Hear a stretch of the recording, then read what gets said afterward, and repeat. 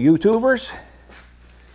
Well, I guess you could call this my snowblower summarizing video. And basically what I like to do every year at the end of the snowy season or the winter season, I like to go over the snowblower, check its bearings, check its oil in its gearbox, which you can see being done in a previous video on our channel that I did, oh my lord, probably a month ago. And if you go on the video, you'll see how I service the thing.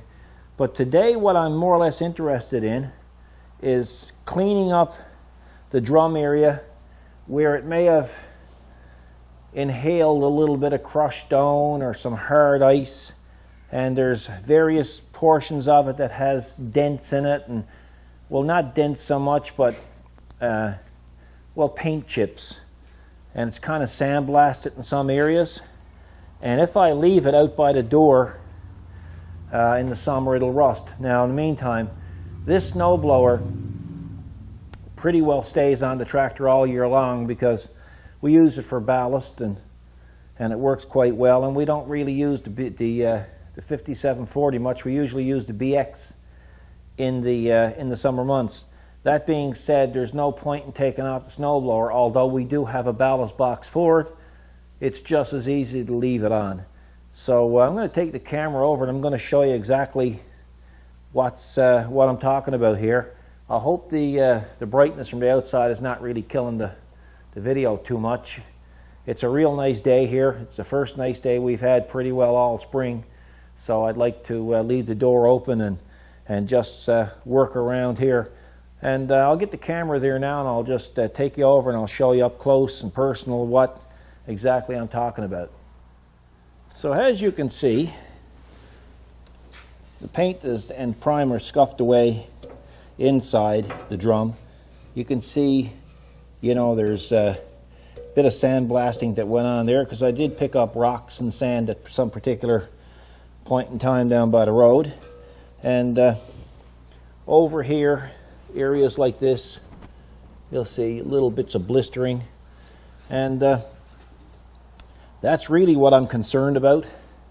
The rest of it is in decent shape. This snowblower, this is the second tractor this snowblower has been on, so it's in really, really good shape. I oil it up, as you can see, pretty good. I use fluid film on it.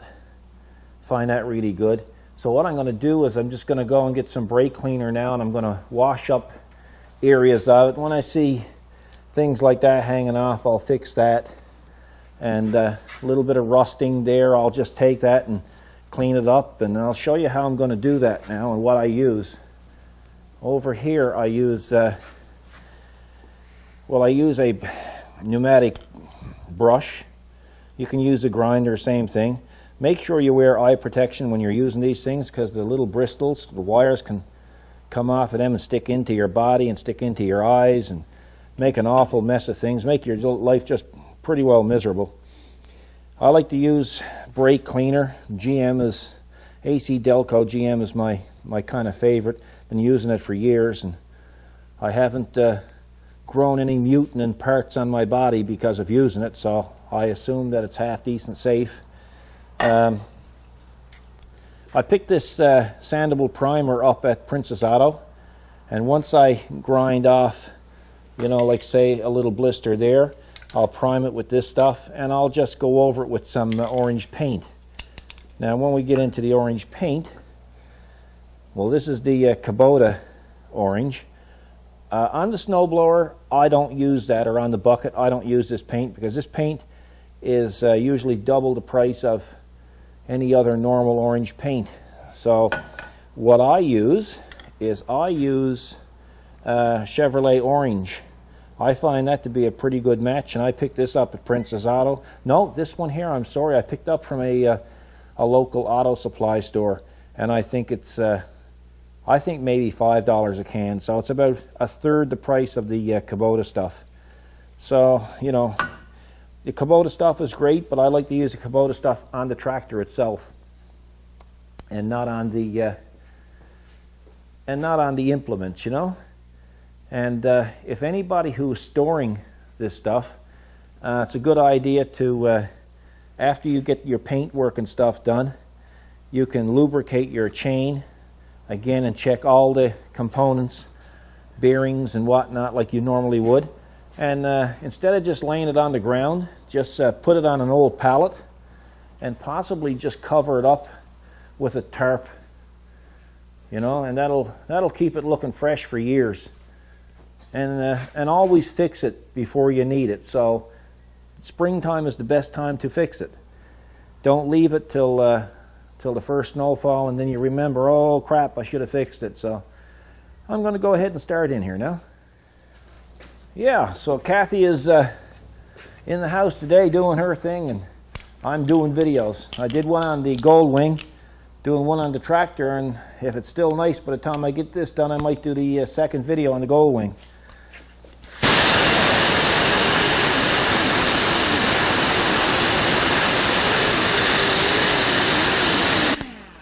These things, by the way, were powder coated. And I despise powder coating. I know there's people going to be out there saying, oh, you shouldn't say that about powder coating, but it is what it is. I can't stand the stuff. I think it's manufacturer's cheap way of getting by without using actual paint. It might be environmentally friendly. I don't know. I think, knowing manufacturers and how they're cutting costs today, they're doing it because it's cheaper. They say it's durable. Well, yeah, it's durable until it starts to peel, and when it peels, it comes off in sheets, and then people will say, well, it wasn't applied right. Well, I just haven't owned anything yet that's been powder coated properly, because everything I've owned, it always peeled. So there it is, and there can't be no tizzer.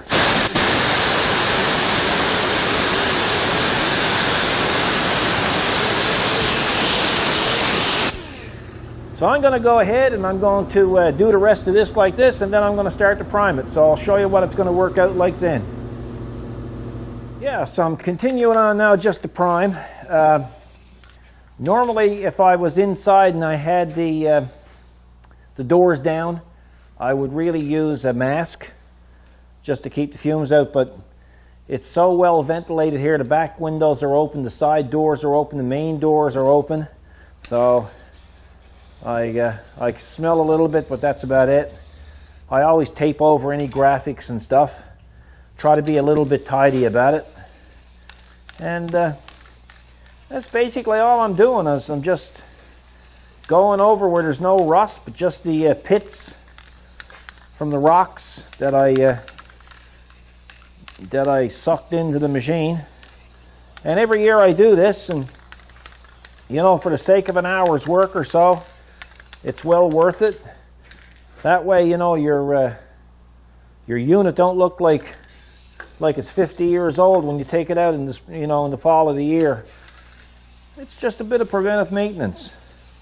Another thing I like to do too during the year that I haven't mentioned is I like to slide up under the tractor, and anywhere that you'll see a steel hose with a clamp going around it, I always take a can of fluid film and I soak that clamp, because believe it or not, every pipe that rusts out, whether it's a truck, a car, a tractor, it'll always rust out in the clamp area, because that's where the dampness, the salt, the sand, that's where everything stays. But if you can get it and you can clean it and you can fill it with fluid film or some kind of good undercoating, and I don't mean the rubber guard in a can. I don't use rubber guard in the can. And the reason why I don't use the rubber guard in the can is because of the fact that rubber guard creates a moisture barrier. So if you spray it over, say, a chassis, you can look at that chassis 6 months from now, and you'll be able to peel that off, and it'll be rusty in between because it traps moisture. So always use like a pliable undercoating, such as fluid film or a proper undercoating. Not anything with rubber on it, or they state there's rubber on it. I've seen so many vehicles rust out because of rubber guard undercoating. So yeah, so that's what I do. And anywhere I just see a bare spot, I just go to it like there's no tomorrow. The more the merrier. It don't hurt. And when the primer dries, then I'll go back over and I'll look again, and I'll see if there's any places that I missed, and I keep on priming it. So I'll come back and show you a little more later on. If you're priming sometime or painting, it's always nice to have a piece of sandpaper, and not for sanding. What I like to do is I like to hold the sandpaper up here on the edge where I need to paint it, and I just give it a shot, and that way I don't need to tape the upper area. So just a little tech tip type of thing for you. But it's coming along quite nice so far. Yeah, so I'm continuing on, and wherever I see a bare spot, I prime it and I paint it. It's worked out nicely. Haul the tape off slowly, and it just makes it look fresher, you know. So I'm going to paint the wings on the side there now, and I'm going to check like the bottom skids, and I know they're good because I'm always keeping an eye on it. I've never had any trouble with I've never had to replace the skids or the cutting edge on the machine. But yeah, just going over it. Like in this particular case, I used one full can, so there's no big deal, but it looks really fresh inside the drum, and that'll keep the rust at bay. And that Chevrolet orange is a pretty good match, actually.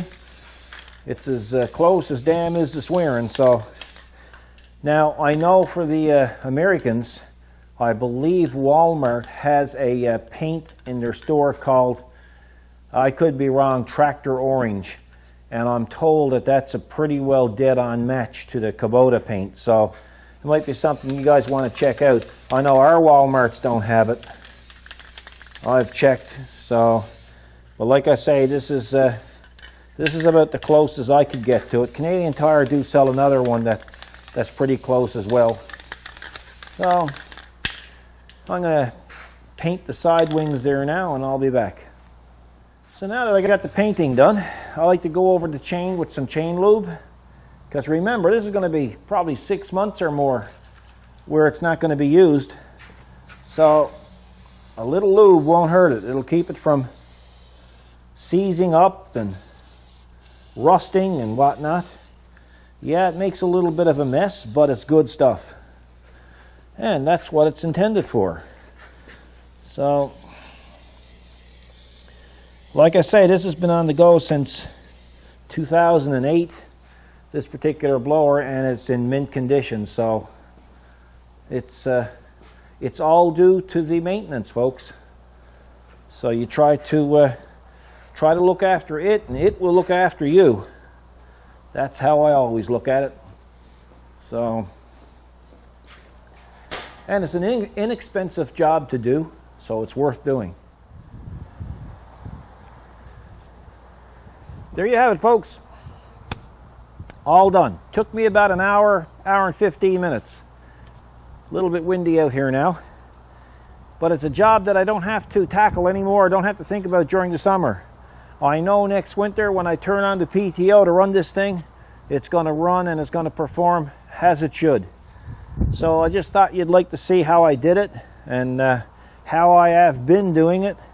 So I hope you enjoyed the video, and if you can, give us a thumbs up, and if you can, share the video around. The more people see it, the more beneficial it may be to them. So thanks for watching. Take care, have a good weekend, and God bless.